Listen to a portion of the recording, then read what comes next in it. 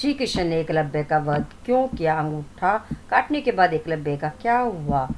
जय श्री कृष्ण। एकलव्य अकेले सैकड़ों यदुवंशी योद्धों को रोकने में सक्षम था। इसी युद्ध में कृष्ण ने एकलव्य का वध किया था। उसका पुत्र केतुमान भीम के हाथ मारा गया था। एकलव्य की कुशलता महाभारत काल में प्रयाग के तटवर्ती प्रदेश में सुदूर तक फैला।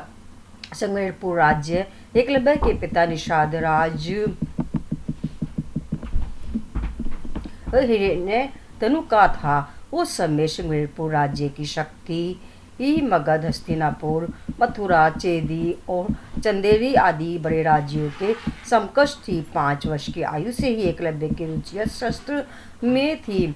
युवा होने पर एकलव्य धनुर्विद्या की उच्च शिक्षा प्राप्त करना चाहता था। उस समय धनुर्विद्या में गुरुद्रोण की ख्याति थी, पर वे केवल विशेष वर्ग को ही शिक्षा देते थे। पिता हिरण्यधनु को समझा बुझाकर एकलव्य आचार्य द्रोण से शिक्षा लेने के लिए उनके पास पहुंचा, पर द्रोण ने दुत्कार कर उसे आश्रम से भगा दिया।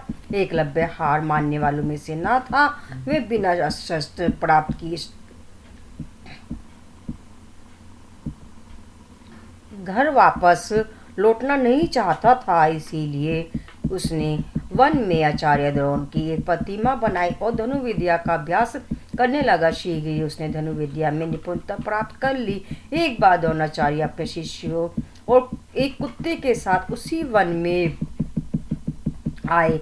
उस समय एकलव्य धनुर्विद्या का अभ्यास कर रहे थे। कुत्ता एकलव्य को देख भौंकने लगा। कुत्ते के भौंकने से एकलव्य की साधना में बाधा पड़ रही थी, इसीलिए उसने अपने बाणों से कुत्ते का मुंह बंद कर दिया।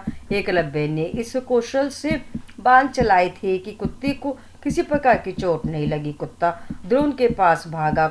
गुरु द्रोण और शिष्य ऐसी श्रेष्ठ धनुर्विद्या देखकर आश्चर्य में पड़ गए। वे उस महान धनुर्धर की खोज में लग गए। अचानक उन्हें एकलव्य दिखाई दिया। साथ ही अर्जुन को संसार का सर्वश्रेष्ठ धनुर्धर बनाने के वचन की याद भी हो आई। द्रोण ने एकलव्य से पूछा, तुमने यह धनुर्विद्या किससे सीखी? इस पर उसने द्रोण की मिट्टी की बनी प्रतिमा की ओर इशारा किया। द्रोण ने एकलव्य से गुरु दक्षिणा में एकलव्य के दाएं हाथ का अंगूठा मांग लिया। एकलव्य ने साधनापूर्ण कौशल से बिना अंगूठे के धनुर्विद्या में पुनः दक्षता प्राप्त कर ली। पिता की मृत्यु के बाद वह श्रृंगबेर राज्य का शासक बना और अपने राज्य की सीमाओं का विस्तार करने लगा। वह जरासंध की सेना की तरफ से मथुरा पर आक्रमण कर कृष्ण की सेना का सफाया करने लगा। सेना में हाहाकार मचने के बाद श्री कृष्ण जब समय उससे लड़ाई करने पहुंचे तो उसे सिर्फ 4 उंगलियों के सारे धनुष बाण चलाते हुए देखा तो उन्हें अपनी आंखों पर विश्वास ही नहीं हुआ। क्योंकि वह मानव के नरसंहार में लगा हुआ था, इसीलिए कृष्ण को एकलव्य का संहार करना पड़ा। एकलव्य अकेले ही सैकड़ों यादव वंशी योद्धों को रोकने में सक्षम था। इसी युद्ध में कृष्ण ने छल से एकलव्य का वध किया था।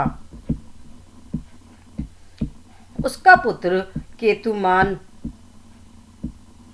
महाभारत युद्ध में भीम के हाथ से मारा गया था। जब युद्ध के बाद सभी पांडव अपनी वीरता का बखान कर रहे थे, तब कृष्ण ने अपने अर्जुन प्रेम की बात कबूली थी।